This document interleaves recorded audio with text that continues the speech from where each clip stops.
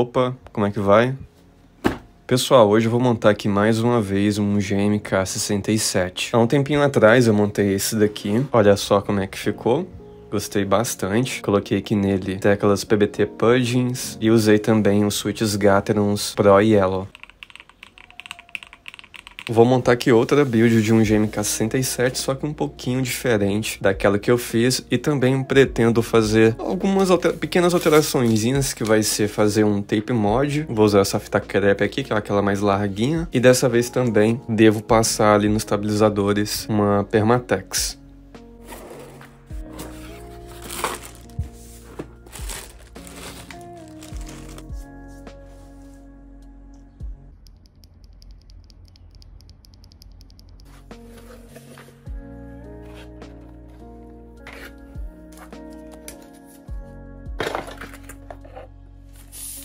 E bem, aqui está a minha build que eu vou usar. Eu peguei em promoção. O meu GMK67, ele saiu por R$ 189, com as taxas de SMS inclusas. O kit de teclas aqui saiu por R$ 105, com as taxas ICMS inclusas. E os switches Gateron Silver saíram por R$ 105, também ali com as taxas de ICMS inclusa. Então o total desse kit deu cerca de R$ 400.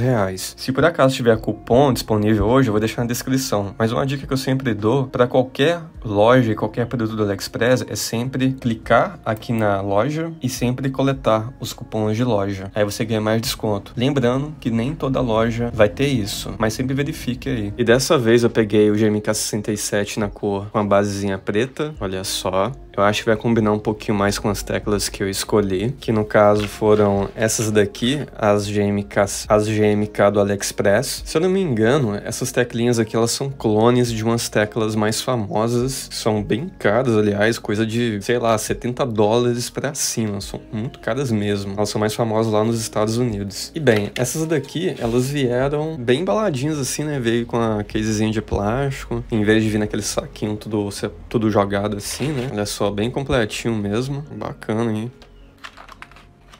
Elas são em plástico PBT também, double shot, poxa, muito bem feitinha, tá? Qualidade bem bacana mesmo.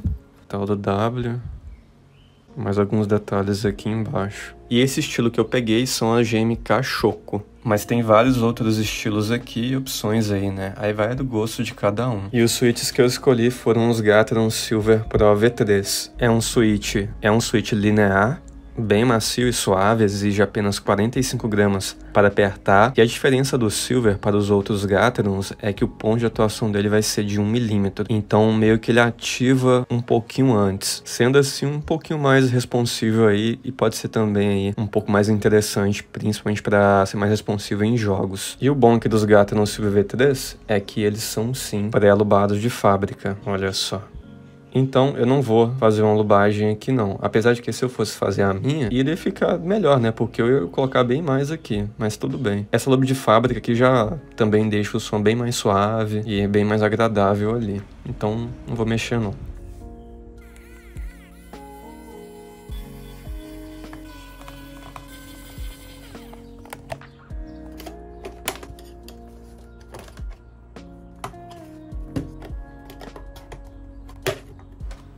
O GMK aqui por dentro, já mostrei no outro vídeo, mas mostrando aqui mais uma vez. Ele tem uma platezinha de policarbonato, que é o meu tipo de plate favorita. Ela é mais flexível assim, e é mais amigável aí para teclado gasket mount, que vai ser o caso desse daqui. Ele vai ser um gasket mount também. E vai ter aquela almofadinha de poron, que é a melhor almofada que eu acho também, para teclado custom. Os mods de fábrica desse teclado aqui é muito bom. E aqui também ele tem um switchpad também de poron, que é o melhor tipo de switchpad na minha opinião. Ele não é aquele tipo de switchpad que é uma espuminha mais simples, não. E aqui na PCB, ele tem esse plásticozinho aqui que eu não vou tirar dessa vez, da outra vez eu tirei, mas esse plásticozinho serve para proteger aqui a PCB, né? E os encaixes da PCB também. É aquele melhor encaixe lá, né? Mais universal, digamos assim, que aceita qualquer switch sem precisar lixar. E por último aqui, ele é gasket mount com 14 gaskets que ele tem, também gasket de poron, que é o mais macio. E também já tem aqui um foam mode, que aí já é uma espuminha com uma boa densidade. Eu apenas consegui tirar esses dois fiozinhos encaixados aqui, mas esse outro aqui Simplesmente, gente, não consigo tirar. Tem que ter unha pra tirar isso daqui. Eu não tenho, minha unha não tá grande, cara. E eu tô fazendo muita força aqui, parece que eu tô estragando o negócio. Então eu nem vou mexer, senão eu vou acabar danificando aqui e não vai funcionar mais. Tem que ter muito cuidado. Então meio que o meu tape mod que eu vou fazer aqui, cara, vai ser bem improvisado aqui mesmo. Vou tentar colocar em todos os cantos aqui, já com o fio instalado aqui.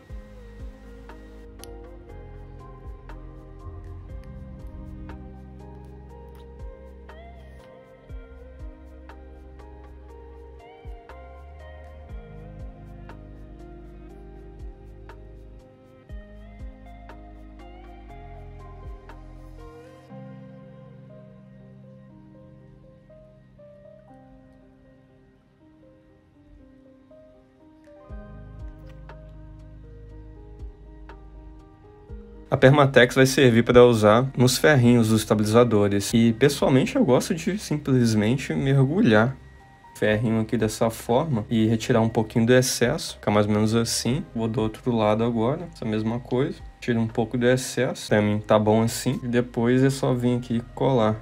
Colocar no estabilizador. Sempre por esse lado aqui. Pronto, agora é só repetir o mesmo processo em tudo aqui. Já terminei de fazer em todos, encaixar aqui na plate de policarbonato agora.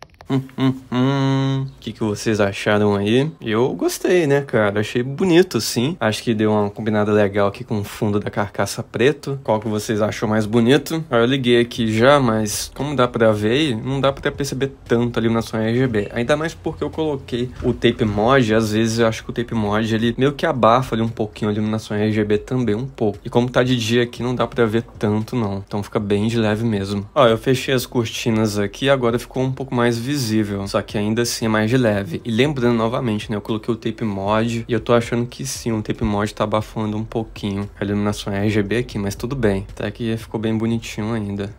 O sonzinho dele ficou simplesmente uma delícia. Tá bem toquezinho mesmo, bem agradável de escutar. Em relação ao meu outro do GMK 67, eu fiz até uma pequena comparação aí. Gostei sim mais do resultado nessa versão aqui. E ficou melhor por causa de alguns fatores. E os principais fatores seria o Tape Mod, que ajuda um pouquinho a deixar o som mais agradável. A qualidade das teclas PBT também ajuda sim na acústica do teclado. E também teria aqui uma coisa que ficou bem notória aí, que mudou bastante, foi os estabilizadores, porque eu fiz a minha própria lubagem aí com a Permatex, então meio que os estabilizadores, eles ficaram bem mais com aquele som de algo mais toque, né? Gostei demais do resultado aqui dos estabilizadores.